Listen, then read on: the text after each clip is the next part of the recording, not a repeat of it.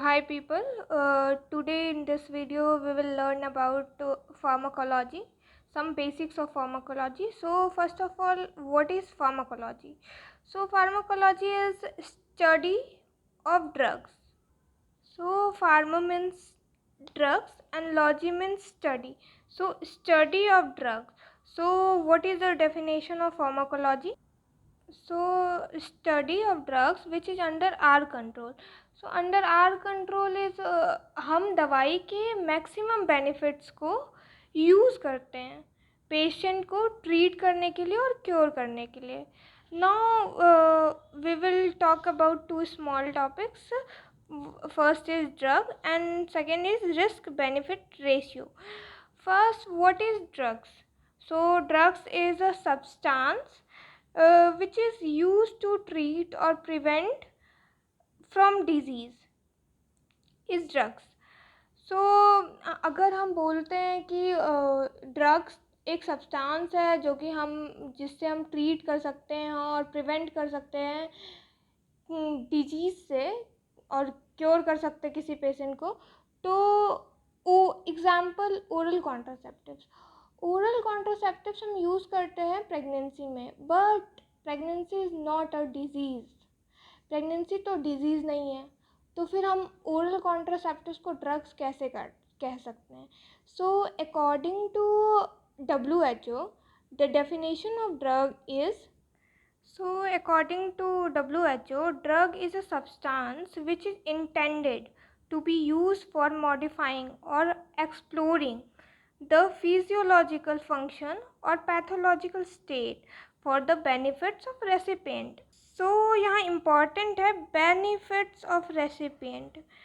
तो हम oral contraceptives इसीलिए यूज़ करते हैं, वो इसीलिए ड्रग्स है क्योंकि हम प्रिवेंट करते हैं प्रेगनेंसी को. किसके लिए? रेसिपिएंट के बेनिफिट्स के लिए. अगर रेसिपिएंट अनवांटेड प्रेगनेंसी में है तो हम उसके बेनिफिट्स के लिए यूज़ करते हैं ड्रग्स को. Now we will talk about risk benefit ratio. तो रिस्क बेनिफिट रेशियो क्या होता है कि जैसे कोई ड्रग है तो ड्रग के तो बहुत सारे साइड इफ़ेक्ट्स भी होते हैं, तो उस ड्रग का, उस पर्टिकुलर ड्रग का कितना रिस्क है और कितना बेनिफिट है, इस हिसाब से हम डिसाइड करेंगे कि वो ड्रग देने लायक है या फिर नहीं है. सो अगर रिस्क फैक्टर ज़्यादा है और बेनिफिट फैक्टर कम है तो हम इसको यूज़ नहीं करेंगे इस ड्रग को. लेकिन अगर रिस्क फैक्टर कम है और बेनिफिट फैक्टर ज़्यादा है तो हम ड्रग को यूज़ कर सकते हैं. जैसे फॉर एग्ज़ाम्पल हम लें एक्यूट मायोकार्डियल इन्फेक्शन का. तो इसमें क्या करते हैं, हम स्ट्रेप्टोकाइनेज यूज़ करते हैं.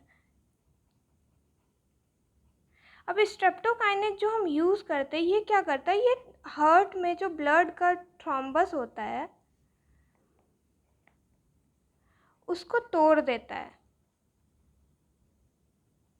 तो अब हार्ट में ब्लड का थ्रोम्बस जो होता है उसको तोड़ देता है ये. तो थ्रोम्बस से हमें प्रिवेंट करता है और हार्ट में ब्लड सप्लाई को रिस्टोर करता है. तो डेथ से प्रिवेंट हो जाता है, हार्ट डैमेज से बच जाता है. लेकिन अब इसके कुछ स्ट्रेप्टोकाइनेज के कुछ साइड इफ़ेक्ट हैं जो कि स्ट्रोक, हेमरेज ये सारे उसके साइड इफ़ेक्ट हैं. तो अब हम इस स्ट्रेप्टोकाइनेज को एक्यूट मायोकार्डियल इन्फेक्शन में यूज़ करेंगे क्योंकि वो हम ज़्यादा रिस्क में हैं. हम चाहते हैं कि हम एक्यूट मायोकार्डियल इन्फेक्शन से ठीक हो जाए. ये जो इनके साइड इफ़ेक्ट हैं ये इस एक्यूट मायोकार्डियल इन्फेक्शन के सामने कुछ भी नहीं है. ये इतना सा हम रिस्क ले सकते हैं ताकि हम ट्रीट हो जाएं acute myocardial infarction से. So that's all for this video guys.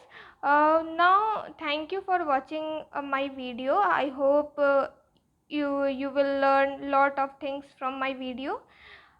If you have any doubts then comment me. Thank you.